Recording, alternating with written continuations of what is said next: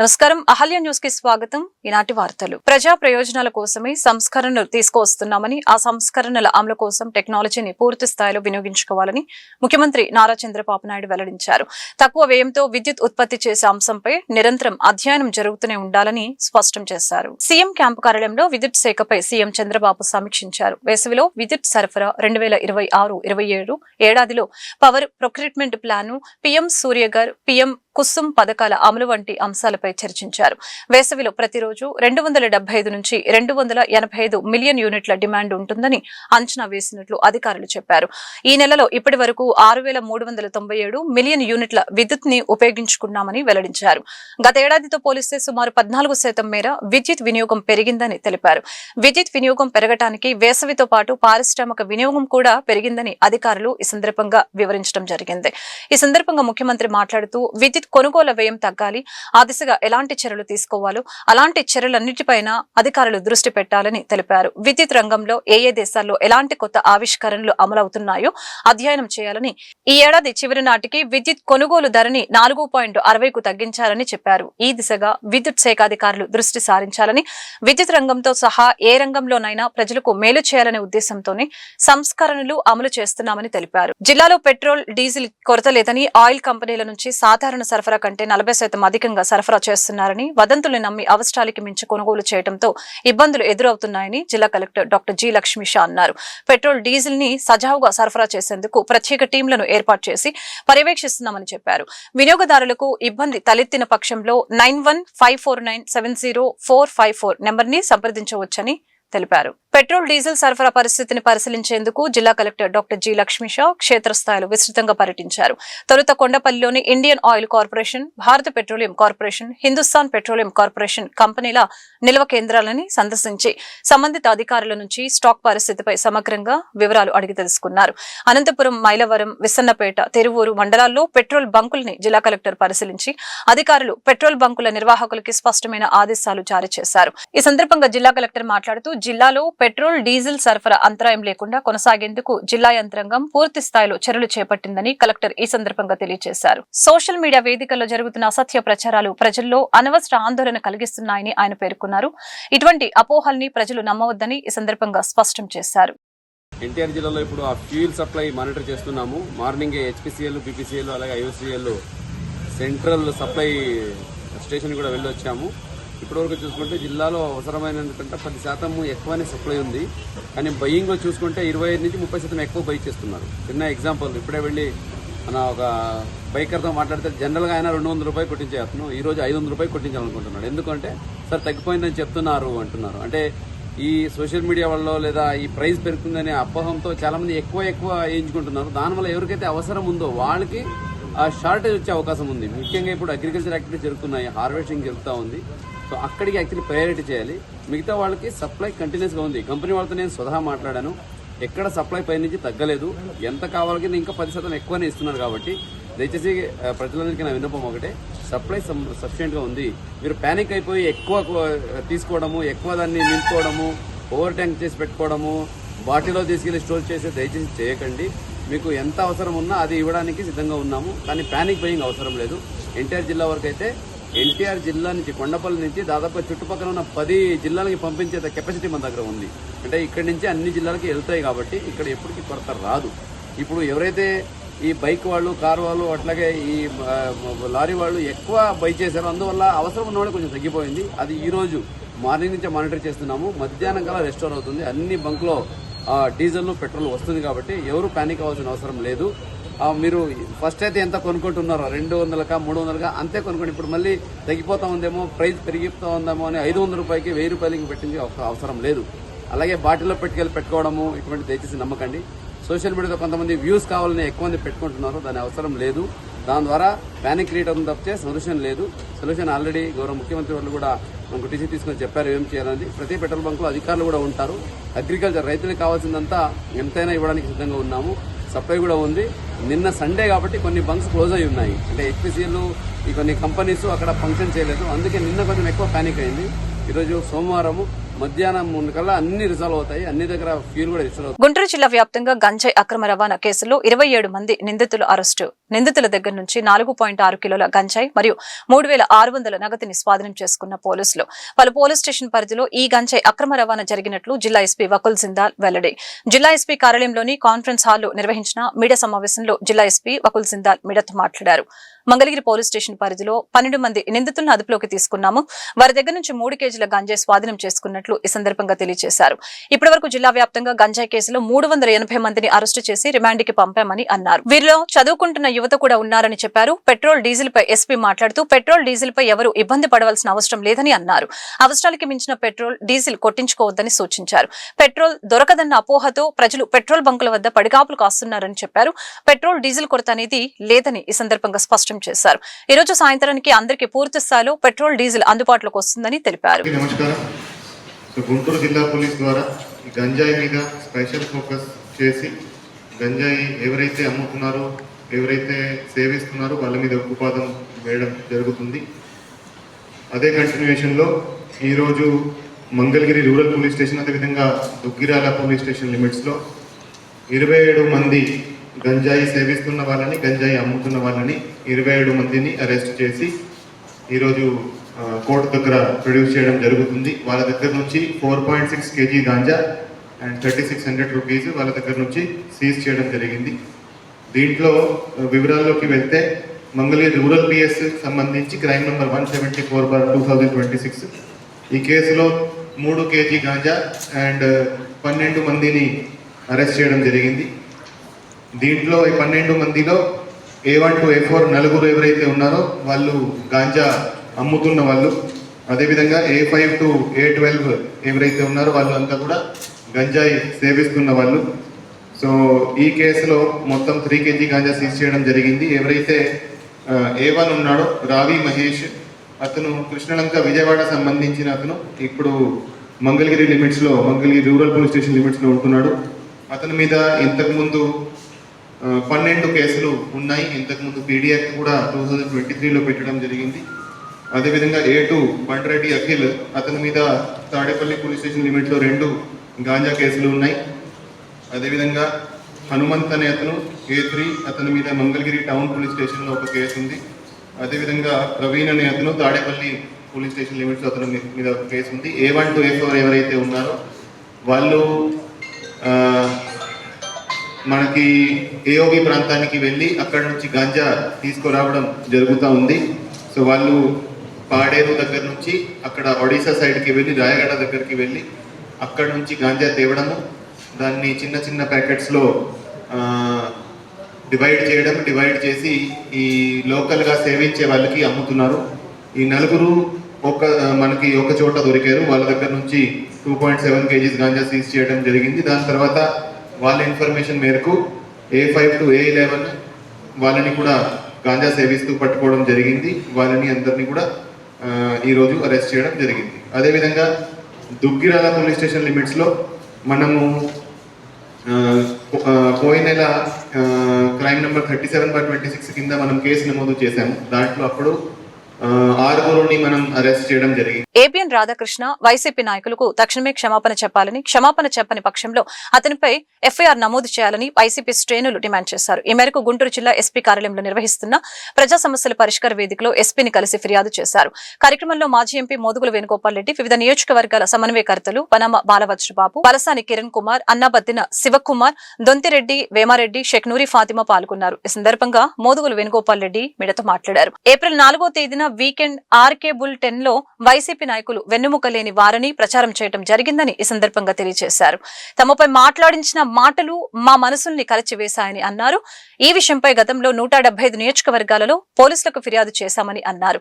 అయినప్పటికీ ఎలాంటి స్పందన లేదని, ఎక్కడ ఒక కేసు కూడా నమోదు కాలేదని తెలియజేశారు. చట్ట ప్రకారం ఏపీఎన్ రాధాకృష్ణపై చర్యలు తీసుకోవాలని డిమాండ్ చేశారు. ఏప్రిల్ 4వ తారీఖున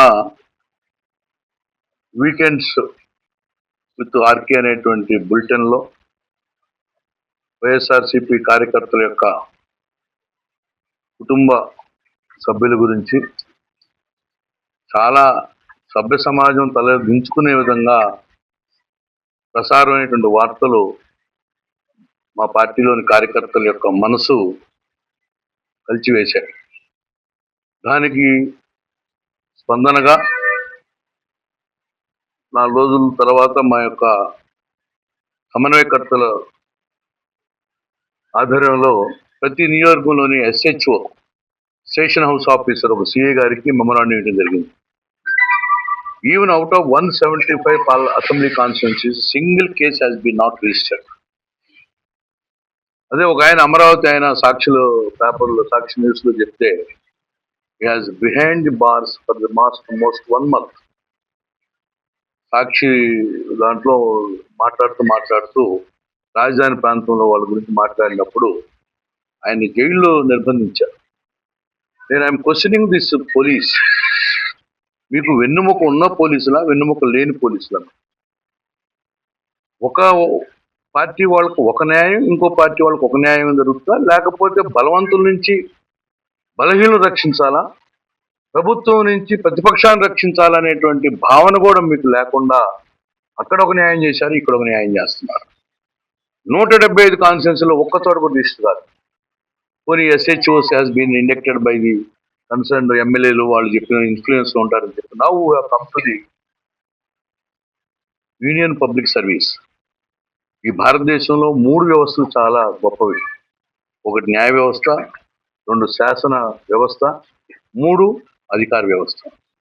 దీనికి వెన్నుముగ్గా ఉన్నటువంటి IPSలు IASలన్నా కూడా నిష్పక్షపాతంగా వ్యవహరిస్తారనే భావంతో మా గుంటూరు జిల్లా ఉన్నటువంటి 7 సమన్వయకర్తల యొక్క ప్రతినిధులతోటి ఈరోజు SP గారి దగ్గర గ్రీవెన్స్ లో పెట్టాం.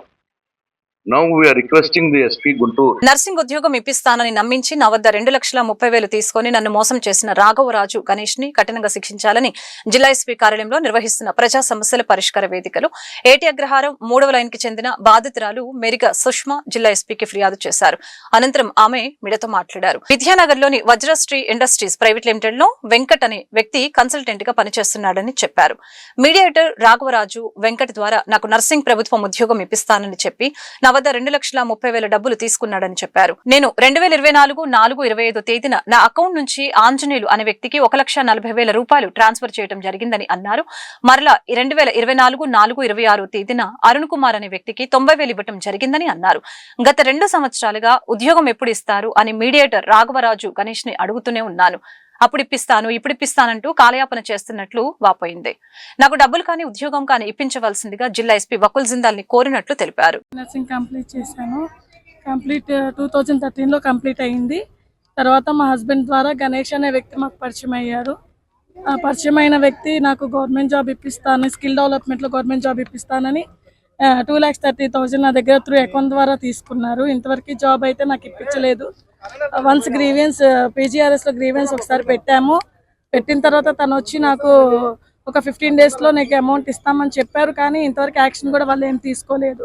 నాకు అమౌంట్ రాలేదు, ప్లస్ జాబ్ కూడా నాకు ఏమి ఇప్పించలేదు. మళ్ళీ సెకండ్ టైం నేను కలెక్టర్ ఆఫీస్కి వచ్చి గ్రీవెన్స్ పెట్టడం జరిగింది. అక్కడ కూడా నాకు మరి న్యాయం జరగాలని నేను కోరుకుంటూ ఈ మీడియాని సంప్రదించడం జరిగింది. మీడియా ద్వారా అయినా సరే నాకు న్యాయం జరగాలని కోరుకుంటూ ఎవరైతే నా దగ్గర డబ్బులు తీసుకున్నారో వాళ్ళని పిలిపించి నాకు డబ్బులు ఇవ్వాల్సిందిగా కోరుకుంటున్నాను. గణేష్ అనే వ్యక్తికి నేను 2,30,000 అనేది త్రూ అకౌంట్ ద్వారా ఇవ్వడం జరిగింది. గణేష్ అనే వ్యక్తి ద్వారా ఇంకొక వెంకట్ అనే వ్యక్తి ఉన్నాడు గుంటూరులో, విద్యానగర్ ఫస్ట్ లైన్లో వాళ్ళ కంపెనీ ఒకటి ఉంది ఆఫీసు, అక్కడ ఉంటాడు తనకి కూడా మేము ఇవ్వడం జరిగింది. Durga consultation agencies. Nursing job అండి, నర్సింగ్ జాబ్ గవర్నమెంట్ జాబ్ ఇప్పిస్తానన్నారు స్కిల్ డెవలప్మెంట్లో. దాన్ని బట్టి మేము ఇవ్వడం జరిగింది. 2,30,000 ఇవ్వడం జరిగింది అండి త్రూ అకౌంట్. ఇక్కడ నగరం పోలీస్ స్టేషన్లో నేను ఫిర్యాదు చేశాను. భారతీ స్కూల్ 25వ వార్షికోత్సవ వేడుకలు గుంటూరు నగరంలో శ్రీనగర్ 7వ లైన్ లో ఘనంగా నిర్వహించడం జరిగింది. కార్యక్రమానికి ముఖ్య అతిథులుగా ఈస్ట్ ఎమ్మెల్యే మహమ్మద్ నజీర్ హాజరయ్యారు. విద్యార్థులు నిర్వహించిన సాంస్కృతిక కార్యక్రమాలు ఎమ్మెల్యే తిలకించారు. అనంతరం ఎమ్మెల్యే మీడియాతో మాట్లాడారు. గత 25 సంవత్సరాలుగా తమ పిల్లల్ని భారతీయ స్కూల్లో చదివిస్తున్నారంటే అది నిర్వాహకులపై ఎంతో నమ్మకం ఉండబట్టేనని అన్నారు. 40 మంది పిల్లలతో ప్రారంభమైన ఈ భారతీయ స్కూల్ అంచెలంచెలుగా ఎదుగుతూ నేడు 400 మంది పిల్లలకు చదువు చెప్పటం గొప్ప విషయమని అన్నారు. చదువు ఒక్కటే ముఖ్యం కాదు, దానితో పాటు మల్టీ టాలెంట్ ఉన్న పిల్లలకు మంచి అవకాశాలు ఉన్నాయని చెప్పారు. కూటమి ప్రభుత్వం మంత్రి నారా లోకేష్ విద్యారంగంపై ప్రత్యేక దృష్టి కేటాయించారని ఈ సందర్భంగా తెలియజేశారు. పిల్లల భవిష్యత్తు కోసం ఒక మంచి స్కూల్ ఎంచుకోవడంతో పాటు వాళ్ళని వాళ్ళ కాళ్ళ మీద నిలబడే విధంగా ఆత్మస్థైర్యాన్ని పెంపొందించుకునే విధంగా మనమందరం పిల్లల్ని ప్రోత్సహించాలని ఈ సందర్భంగా కోరారు. భారతీయ స్కూల్ యాజమాన్యానికి, సిబ్బందికి, విద్యార్థుల తల్లిదండ్రులకి అభినందనలు తెలియజేస్తున్నారని అన్నారు. గత 25 సంవత్సరాల నుంచి ఒక బడ్జెట్ స్కూల్ నడుపుతూ దాదాపు 400 మంది విద్యార్థుల్ని చదివిస్తున్నటువంటి భారతీయ స్కూల్ చైర్మన్ డైరెక్టర్ ఉన్నటువంటి బాపట్ల శ్రీనివాస్ గారికి, అలాగే భారతీదేవి గారికి 25 సంవత్సరాల సందర్భంగా హృదయపూర్వకమైనటువంటి శుభాకాంక్షలు తెలుపుతూ ఒక చిన్న స్థాయి ట్యూషన్ దగ్గర నుండి 25 సంవత్సరాల్లో వేలాది మంది పిల్లలకి ఒక మంచి చదువుతో పాటు అనేక ఎక్స్ట్రాడినరీగా వాళ్ళందరికీ కూడా టైక్వాండోతో పాటు ఒక చిన్న బడ్జెట్ స్కూల్లో నడుపుతూ దాదాపు 25 మందికి ఉపాధి కల్పించేటువంటి అవకాశం ఈరోజు భారతీయ స్కూల్ ద్వారా జరుగుతూ ఉంది. ప్రభుత్వం కూడా ఇటువంటి స్కూల్స్కి పూర్తిగా సహకారం అందించాలనే ఆలోచనతో పాటు ఈరోజు మనందరికీ కూడా తెలుసు, గౌరవ ముఖ్యమంత్రి గారు కూటమి ప్రభుత్వం ఏర్పడిన తర్వాత రాష్ట్రంలో ఉన్నటువంటి ప్రతి ఒక్క విద్యార్థి కూడా కేవలం ఆర్థికంగా ఇబ్బంది పడి చదువుకు దూరం కాకూడదనేటువంటి ఆలోచనతో తల్లికి వందనం కార్యక్రమం ద్వారా 65 లక్షల మంది పిల్లలకి ఈరోజు తల్లికి వందనం కార్యక్రమం అందిస్తున్నటువంటి పరిస్థితులు ఉన్నాయి. తప్పకుండా ఈ రాష్ట్రంలో ఉన్నటువంటి ప్రతి ఒక్క బిడ్డ కూడా విద్య ద్వారా ఉన్నతమైనటువంటి స్థాయికి ఎదగాలి. కేవలం ప్రభుత్వ పాఠశాలలు కాకుండా ప్రైవేట్ పాఠశాలలు, ఇటువంటి బడ్జెట్ స్కూళ్ళు కూడా పూర్తిగా సహకరిస్తూ ఈ ప్రభుత్వం తప్పకుండా పాఠశాలలో చదివేటువంటి విద్యార్థులకు అన్ని అవకాశాలు కల్పిస్తామని తెలిపారు. South Indian first aiders association logo ఆవిష్కరణ కార్యక్రమం గుంటూరులో ఘనంగా జరిగింది. కార్యక్రమానికి ముఖ్య అతిథులుగా గుంటూరు ప్రభుత్వ సాధారణ ఆసుపత్రి సూపరింటెండెంట్ వైద్య విద్య సంచాలకులు డాక్టర్ ఎస్ఎస్వి రమణ హాజరయ్యారు. అదేవిధంగా గౌరవ అతిథులుగా doctor V Brahmareddy, doctor N Lokanath, doctor M Mahendra Kumar, VB Sumanth పాల్గొన్నారు. ఈ సందర్భంగా వారు మీడియాతో మాట్లాడారు. ఏ గ్రామంలో ఉన్నా, ఏ జిల్లాలో ఉన్నా, ఏ ప్రాంతంలో ఉన్నా మనమందరం ఒకటేనని ఈ సందర్భంగా అన్నారు. ఒక వ్యక్తిగా ప్రారంభమై ఒక శక్తిగా ఈ రంగం ఎదగాలని కోరుతున్నామని చెప్పారు. మీరందరూ ఒకే మాట మీద ఉండి ఒకరికి ఒక కష్టం వస్తే అందరూ కలిసి ఆదుకోవాలని ఈ సందర్భంగా కోరారు. South Indian first aiders association సభ్యులందరికీ అభినందనలు, శుభాకాంక్షలు తెలియజేస్తున్నారని అన్నారు. వ్యవస్థాపక అధ్యక్షులు గోవిందరాజులు మీడియాతో మాట్లాడారు. అసోసియేషన్ లో ఉన్న సభ్యులందరికీ మంచి జరగాలని ఈ సందర్భంగా కోరుకున్నారు. ప్రజలతో మమేకమై వారికి సేవ చేస్తూ మీకు మంచి పేరు రావాలని ఆకాంక్షించారు. ఇవాళ ఈ ఆదివారం ఉదయం పూట మంచి కార్యక్రమం పెట్టారు. మన గ్రామీణ వైద్యులంతా కలిసికట్టుగా ఉండి పేద ప్రజానీకానికి, మన రూరల్ ఏరియాస్లో ఉండేవాళ్ళు మంచిగా సర్వీస్ అందించడానికి ఇక్కడ మళ్ళీ మంచి సమావేశం పెట్టుకొని ఎలా ముందుకెళ్ళాలి, గ్రామీణ ప్రజలకు, పేద ప్రజలకి. ఆర్ఎంపీ అంటే రోజు ముందు ప్రత్యక్షమయ్యేవాడు, ముందుగా వాళ్ళని చూసేది వీళ్ళేను. సో ఆర్ఎంపీ అంటే అలాంటి ఒక గొప్ప గుర్తు బాధ్యతలు నిర్వహిస్తున్నారు వీళ్ళు. ఇక్కడ కొంచెం కార్యాచరణ కానీ, ఉద్యోగం చేయాలని కానీ, ప్రభుత్వానికి చేదోడు వాదాడుకుంటూ పేద ప్రజలకు ఎలా వైద్య సహాయాలు అందించాలి, పల్లెటూరులో ఎక్కడ వైద్యం అందని చోట వీళ్ళు అక్కడ ప్రత్యక్షమయ్యి, నేను చూస్తాను చాలామంది సైకిల్ మీద వెళ్ళి, నడిచి వెళ్ళి చాలా మంచిగా ట్రీట్మెంట్ ఇస్తుంటారు. ఎస్పెషల్లీ బాగా తండాల్లో కానీ, బాగా గ్రామీణ ప్రాంతాల్లో వేరే కృషి పేద ప్రజలకి వైద్యం అందించడంలో చాలా అభినందనీయం. అలాంటి వారు ఇవాళ చక్కగా ఇక్కడ ఒక సమావేశం ఏర్పరచుకొని ఇక్కడ మంచిగా నన్ను కూడా ఇన్వైట్ చేయడం, నాకు కూడా గ్రామీణ వైద్యులు, వీరినే ప్రథమ చికిత్స వైద్యులను కూడా పిలుస్తారు. సో వీరు ఒక నూతన సంఘాన్ని ఈరోజు స్థాపించి లోగో ఆవిష్కరణ జరిగింది. లోగో చాలా అద్భుతంగా డిజైన్ చేశారు. కారణం ఏంటంటే అందుట్లో రోగుల్ని పరీక్షించి వారిని బాగు చేసేటువంటి అవకాశం, స్టెథోస్కోప్ అనేటువంటిది అది మాకు ఒక అలంకరణ కాదు, అది అత్యవసరమైనటువంటి సాధనం. సో అది ఒకటి పెట్టారు. తర్వాత ఆకుపచ్చటి రంగు సెలెక్ట్ చేసుకున్నారు. ఈ రోజున భూమి ఇంత వేడెక్కి ఈ వర్షాలు తగ్గిపోయి కరువులు వచ్చి ఉపద్రవాలు ఎదుర్కొని సముద్రం మట్టాలు పెరిగి రేపు నగరాలు మునగబోతున్నాయి అంటే ఆ ఆకుపచ్చటి మొక్కలు లేని అటువంటి దుర్భర పరిస్థితి అది వాళ్ళు గుర్తు చేస్తున్నారు. ఆకుపచ్చ మనకి చాలా ముఖ్యమైనది. లేకపోతే ప్రశాంతతకి స్వచ్ఛతకి అంతులేనటువంటి మనం సహాయం చేయడం, సేవ చేయటం. అది నీలం రంగు, అటు వినీలాకాశం, ఇటు సముద్రం, అంతకంటే విశాలమైన ఏం లేవు. వీళ్ళు కూడా అలాంటి విశాలమైన దృక్పథంతో గ్రామీణులకి సేవలు అందించేదానికి ఎంచుకున్నటువంటి లోగో అక్కడే తెలుస్తుంది. ఇది నడిపించబోతున్నటువంటి వాళ్ళు ఎంత మేధావులో, ఎంత ప్రజ్ఞ గలవారో, ఎంత డెడికేటెడ్ పీపుల్ అని చెప్పి. సాంబశివరావు, గంధం సాంబశివరావు నా పేరు. నేను రాష్ట్ర అధ్యక్షుడు. South Indian first aiders association ఏర్పడి ఈరోజు మన లోక్నాథ్ సార్ చేతుల మీద యోగా ఆవిష్కరణ జరగడం చాలా సంతోషం. ప్రతి సభ్యుడికి ఫస్ట్ సౌత్ ఇండియన్ ఫస్ట్ ఎయిడర్స్ తరఫున శుభాకాంక్షలు తెలియజేసుకుంటున్నాను. సభ్యులు ఎంతో కాలం నుంచి ఒక అభద్రతాభావంతో ఉన్నారు. వాటిని తక్కువ ఖర్చుతోటి సభ్యులకి ఐక్యవేదిక ఫస్ట్ డేస్ అసోసియేషన్కి తక్కువ రుసుముతో సేవలు అందించే మహద్భాగ్యం మా చేతులకి దక్కడం మేము ఎంతో సంతోషిస్తున్నాము. అలాగనే ఈ లోగో కార్యక్రమానికి ప్రముఖ డాక్టర్, న్యాయ వ్యవస్థ నిపుణులు లోక్నాథ్ గారు రావటం మాకు చాలా సంతోషం. అలాగనే ఈ వార్తలు ఇంతటితో సమాప్తం. మరొక బులెటిన్లో మళ్ళీ కలుద్దాం. నమస్కారం.